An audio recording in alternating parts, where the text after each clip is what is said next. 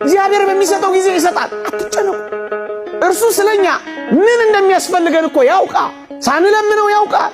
ሳንጠይቀው ይሰጠናል። ለምንድነው ተጨንቀን ከአእምሮ ውጭ ምን ሆነው? ለምንድነው ከመረጋጋት ምን ወጣው? በመጠን መኖርን መልመድ። ተጨንቆ በቁመቱ አንድ ክንድ መጨመር የሚችል ማን ነው ይላል። ተጨንቆ ማንም ሰው ምንም ፈቀቅ ማድረግ አይችልም።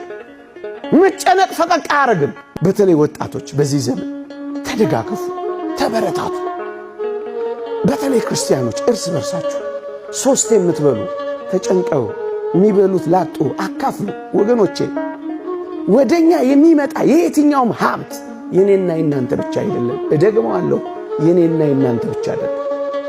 እንድናከፋፍል ነው ለኔና ለናንተ የተሰጠ። ብቻህን እንድትጨርሰው አይደለም እግዚአብሔር የሀብትን ጸጋ አንተ ጋር ያጎናጸፈው። እንድታከፋፍልለት ነው ወደ አንተ የመጣው። የወንጌላችን ትልቁ ተልእኮ ስጦታ ነው። እኛ እንኳን የዳነው በስጦታም አይደለም።